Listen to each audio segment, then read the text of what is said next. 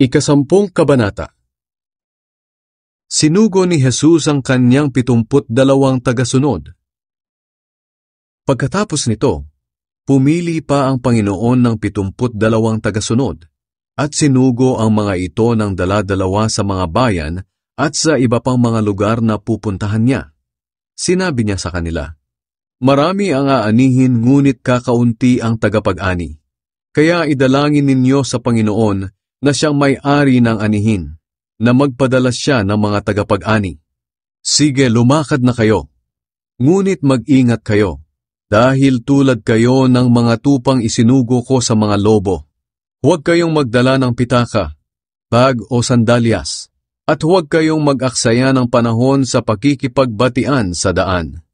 Pagpasok nyo sa alinmang bahay, sabihin muna ninyo, maghari nawa ang kapayapaan sa tahanang ito.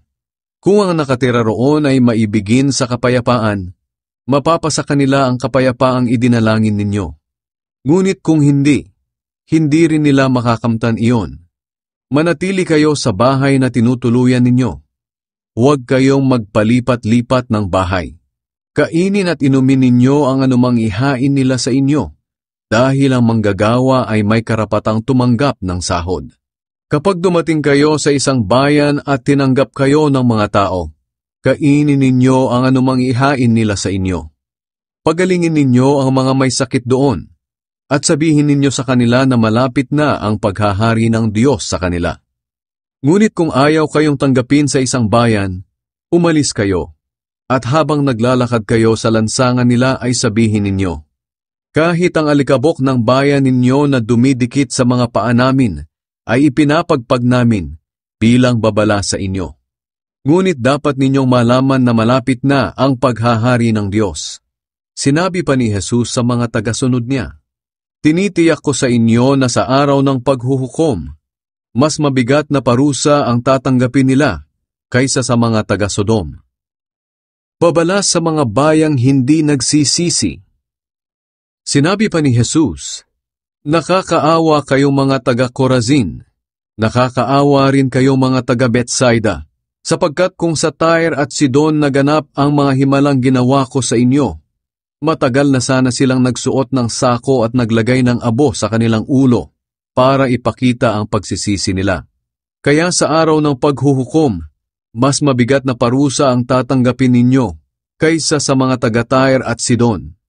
At kayo namang mga taga-Capernaum, inaakala ninyong pupurihin kayo kahit sa langit, pero ihuhulog kayo sa lugar ng mga patay. Pagkatapos, sinabi ni Jesus sa mga sinugo niya, ang nakikinig sa inyo ay nakikinig sa akin, ang nagtatakwil sa inyo ay nagtatakwil sa akin, at ang nagtatakwil sa akin ay nagtatakwil sa nagsugo sa akin. Bumalik kang 72 tagasunod ni Jesus. Masayang bumalik kang 72 tagasunod ni Jesus. Sinabi nila sa kanya, Panginoon, kahit po ang masasamang espiritu ay sumusunod sa amin kapag inutusan namin sila sa pangalan niyo. Sinabi ni Jesus sa kanila, nakita kong nahulog si Satanas mula sa langit na parang kidlat. Binigyan ko kayo ng kapangyarihang daigin ng masasamang espiritu at ang lahat ng kapangyarihan ng kaaway nating si Satanas. At walang anumang makapipinsala sa inyo. Ganoon paman, huwag kayong matuwa dahil napapasunod ninyo ang masasamang espiritu, kundi matuwa kayo dahil nakasulat sa langit ang pangalan ninyo.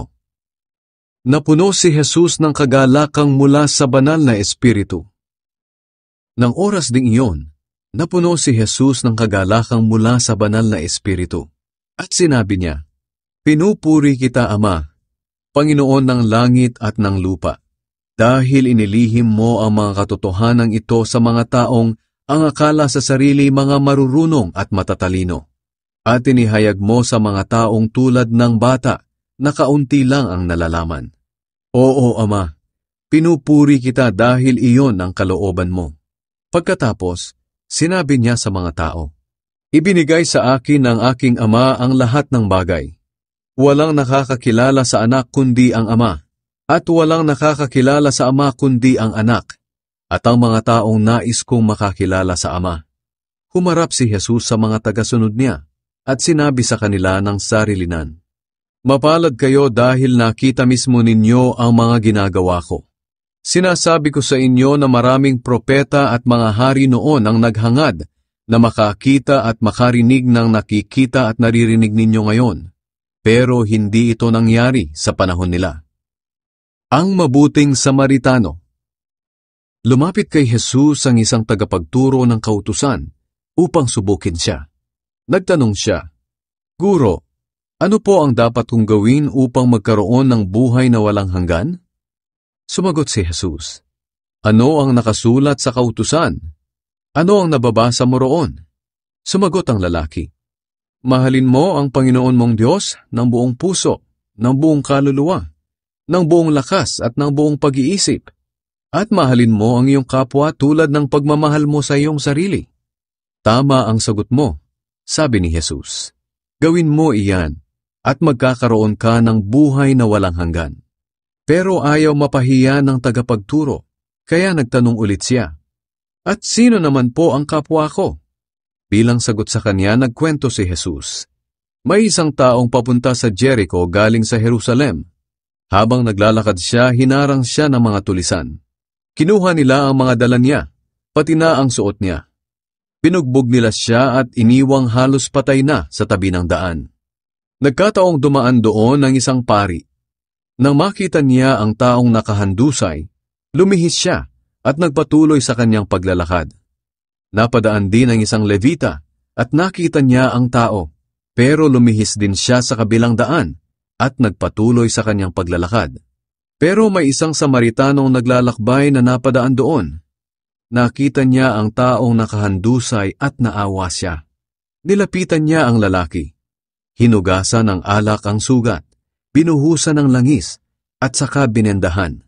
Pagkatapos, isinakay niya ang tao sa sinasakyan niyang hayop, dinala sa bahay panuluyan, at inalagaan doon.